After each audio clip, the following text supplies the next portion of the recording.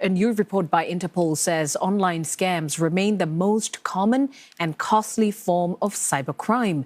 Interpol warns that criminals are increasingly using artificial intelligence and deep fakes to carry out more sophisticated fraud and impersonation scams. Now, the findings come as governments across Southeast Asia grapple with a surge in online fraud linked to transnational scam syndicates. And Interpol says stronger measures are needed to combat the growing threat.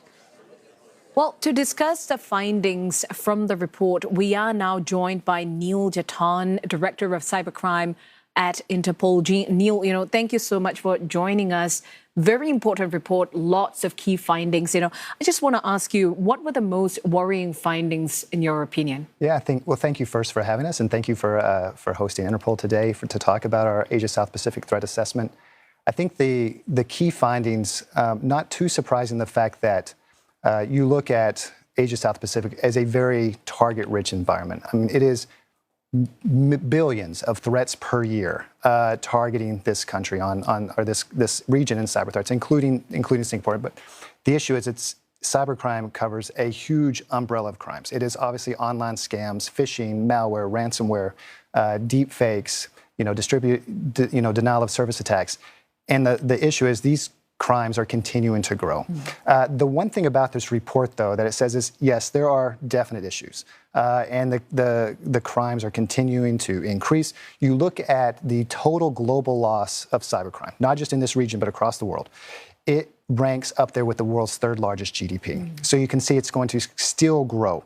So we can say, yes, these are the problems. But what this report also does is provide some very tangible solutions and strategies across a whole of society approach to look at how can we combat cybercrime together. Right.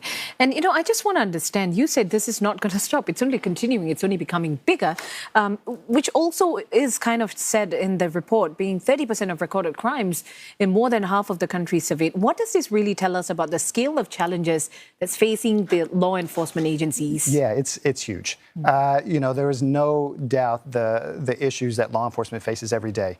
And we look at why this crime type is growing so rapidly. I mean, you look at it, we call it the industrialization of cybercrime, meaning that you used to have to be very, very technically savvy to create and to commit these cybercrimes, but that is not the case anymore. With AI, you can generate these phishing emails that look very, very tailored, look very legitimate. I'm sure that we have all received them, and you're like, yeah, this looks legitimate, and it is not. We were just talking outside about that. So you have this industrialization. Then you have AI, that is going to continue to be used by criminals. It'll also be leveraged by law enforcement. And then I think one of the big things is just this digitization of society. I think how many people? I think it's 60 to 70% of all people have a cell phone. 60% use social media.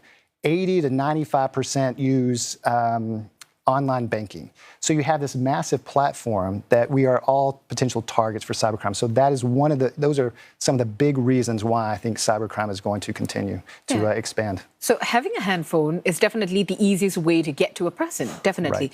But is that the only reason why this is so prevalent in Asia? We're talking about phishing and scams being described as the most widespread, most financially damaging. Right. No, I don't think in that statistic, I don't think it's just specific for Asia South Pacific region. I think across the globe, when we ask our other regions, and we have 196 members in Interpol, and we ask them all, what type of cybercrimes are you facing the most? It is usually always phishing and online scams. It is a growing problem. And you look in the Southeast Asia region, you look at the cyber scam centers, things like that are adding to this problem.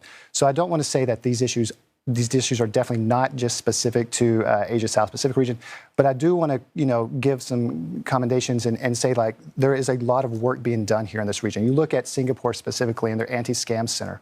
You look at their their Scam Shield app. There's a lot of work being focused on by law enforcement and by government to combat this growing problem. While there is lots of work going on, the challenges are also getting stronger. Right. It doesn't seem to be receding. It doesn't seem to be going down. So then, what more must be done? Where are we, kind of lagging? What is the gap to close? Yeah, so we think about the gaps all the time. And law enforcement, even Interpol, with all of its resources and reach, doesn't have all the answers. It really does require a whole of society approach For us, in my cybercrime directorate here in Singapore, we're very much focused on private sector partnerships. So we have cyber threat intel companies, we have banks, we have financial institutions, telecoms, all part of our team, because it does require all of us to work together. We also work very hard on cyber offender prevention as well as campaign awareness. All this kind of brings me to this question: are criminals really exploiting AI's, Asia digital growth that we're looking over here faster than government and banks can secure it? Yeah, I think that's a little bit of an unfair question, only because always criminals are going to be able to leverage these technologies quicker, because law enforcement, banks, we all have to follow guardrails and regulations. Criminals, they can do whatever they want with it, right? And so we're always a little bit behind the curve, I think. But I do think that banks and law enforcement are understanding that we need to leverage this for ourselves, especially when you look at these, frontier AI models coming out, and we all use them every day.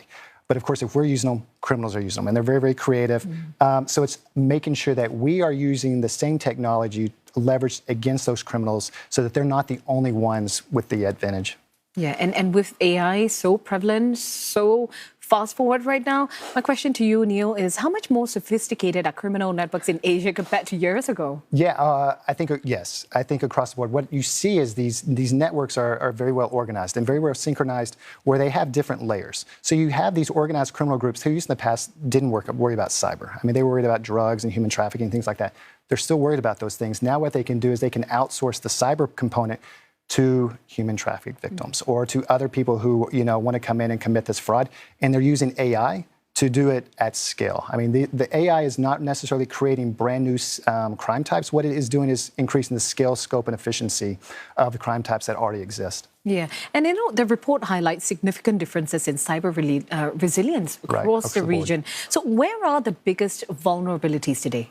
Yeah, so I would say that is a big piece. It's the disparity in capacity. Because you look at in countries like Singapore, for example, who are very well resourced, but even across the region, you have countries who have met specifically and said, Neil, we've just created our cyber crime unit 2 years ago. So they're very, very behind the curve. So I think that is where Interpol really plays a role in being able to connect those countries with our partners and with other law enforcement to provide them the ability to raise up their own abilities to combat cybercrime.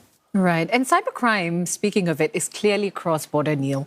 But enforcement is largely also national. So what needs to really change in Asia? Faster intelligence sharing, stronger laws. What needs to change? Yeah, I mean, all of the above. But for us, what we want to do is we want to be a trusted hub for information sharing. That's what Interpol is we are a network between all of our member countries. So, of course, real-time information sharing is key between law enforcement. Sharing of information and intelligence from our private sector partners so that we can get that out to law enforcement to use it, actionable intelligence on their investigation, is also key. So it is that. And there is the piece about legislation and laws, because you look across not just the region, of course, but across the globe, and the laws, there is no harmonization. So what's a cybercrime in one country may not be a cybercrime in another. Right. So having these MOUs and having those agreements in place beforehand is key to being successful to combat transnational cybercrime. Yeah, so governments are doing what they need to do, enforcement agencies, and I think there is this part where personal responsibility also comes in play. Thank you so much for coming to the studio and speaking to us. And we were speaking to Neil Jatan, Director of Cybercrime at Interpol.